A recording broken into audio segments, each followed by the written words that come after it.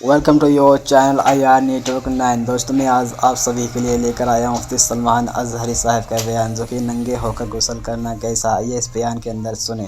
حضور سے یہ بھی ثابت ہے، پورے سر کا اگر فرض امام اعظم کہتے کہ پورے سر کا ہے تو پھر حضور سے یہ چوتھائی سر بھی ثابت ہے، تو کیا حضور فرض چھوڑیں گے کبھی؟ یہ دین کے جو بھی مسائل ہیں آپ نے کہاں سے حاصل کیے، کون سی کتاب سے؟ کسی نہ کسی کتاب سے انہوں نے تفسیر کو سمجھا، قرآن کی تفسیر، کسی بھی تفسیر کو پڑھ کے ہی انہوں نے سمجھا، تو ظاہر سی بات ہے پھر آپ اس مفسر کی تقلید کر رہے ہو جس نے قرآن کی تفسیر کی۔ آپ حدیث رسول پڑھ کر کے مجھے بتا رہے ہو کہ اس حدیث میں ایسا فرما چھوڑ دو گے تو ڈائریکٹ کیسے حضور صلی اللہ علیہ وسلم سے آج حاصل کر سکو گے؟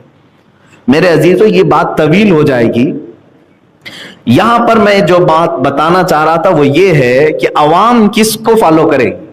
آپ حنفی، شافعی، مالکی، حنبلی، چار فقہ مشہور ہیں پوری۔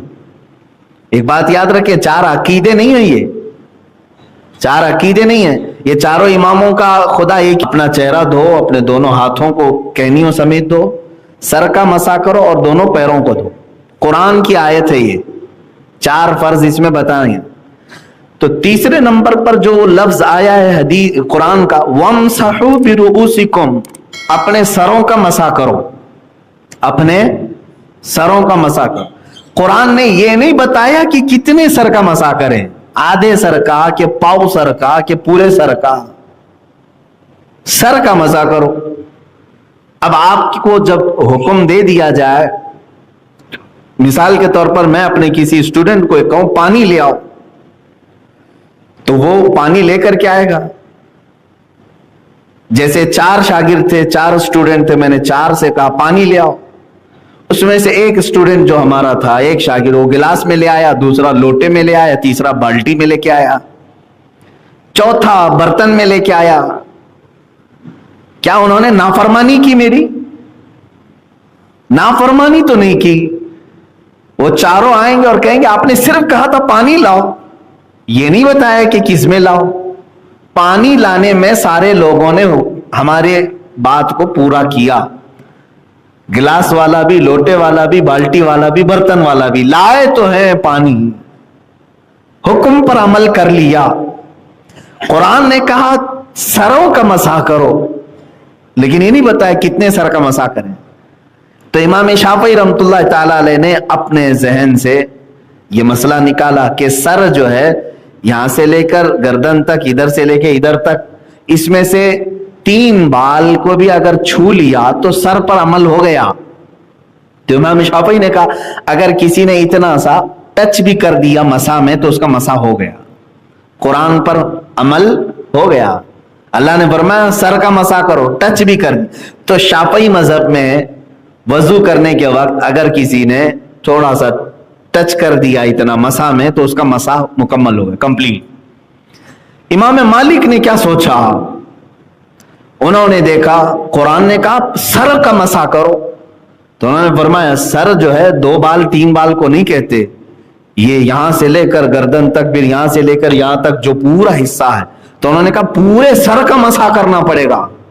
تو انہوں نے اپنی فقہ میں فرض کر دیا ایک بال بھی چھوٹنے نہ پائے، پورا سر مسح کرو۔ ان کے پورے سر کا مسح کرنا فرض ہے، اگر ایک بال بھی چھوٹ گیا تو مسح ہی نہیں ہوا ان کے۔ امام شافعی نے الگ سوچا، امام مالک نے الگ سوچا، امام اعظم ابو حنیفہ رحمۃ اللہ تعالی علیہ ان کے دونوں کے درمیان میں۔ ظاہر سی بات ہے، سوچنے کا مطلب یہ نہیں ہے کہ بیٹھے بیٹھے کچھ بھی اٹکل پچھو مار دیں، ان کے پاس دلیل ہونی چاہیے، کیوں سوچا آپ نے اس طرح سے۔ امام شافعی کے پاس اپنی دلیل ہے، امام مالک کے پاس اپنی دلیل ہے۔ امام اعظم ابو حنیفہ رحمۃ اللہ تعالی علیہ نے کہا کہ ہم یہ دیکھتے ہیں کہ حضور کیسے کرتے تھے، رسول پاک صلی اللہ علیہ وسلم، کیونکہ قرآن کو وہ زیادہ سمجھ سکتے ہیں۔ تو رسول کریم صلی اللہ تعالی علیہ وسلم کے متعلق حدیثیں جب پڑھی کہ آپ وضو میں مسح کیسے کرتے تھے، تو الگ الگ انداز ملے۔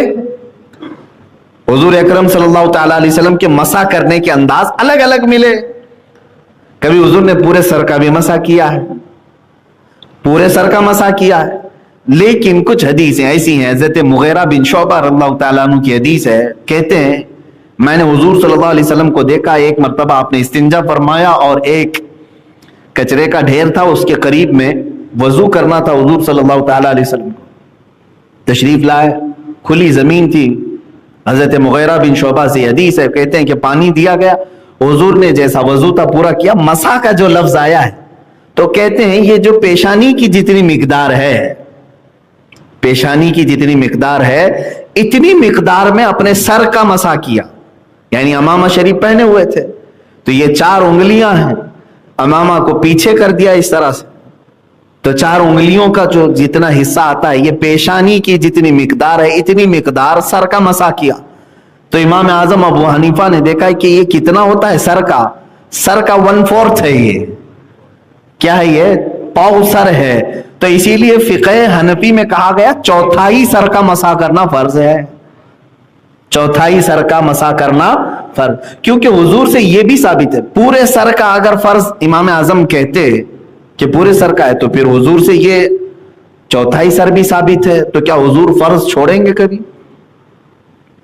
تو یہ سکولز آف تھاٹ جس کو کہتے ہیں, سوچنے کا انداز, دلیلوں کے انداز الگ الگ اماموں کے ہو گئے. یہ استنباط کرنے کے طریقے ہیں, قرآن سے اور حدیث سے مسئلے نکالنے کے طریقے ہیں. تو اب یہاں پر بات آئی, ایک امام شافعی وہ کہہ رہے ہیں 3 بال کو چھو لے تو مسح ہو گیا. انہوں نے بھی قرآن پر عمل کیا کہ نہیں؟ اللہ نے تو صرف اتنا فرمایا نا, سروں کا مسح کا. امام مالک کہہ رہے ہیں پورے سر کا مسح کرو, وہ بھی قرآن پر عمل کیے کہ نہیں؟ تیسرے امام اعظم ابو حنیفہ ہیں, وہ کہہ رہے ہیں کہ 1/4 سر کا مسح کرو, وہ بھی قرآن پر عمل کر رہے ہیں کہ نہیں کر رہے ہیں؟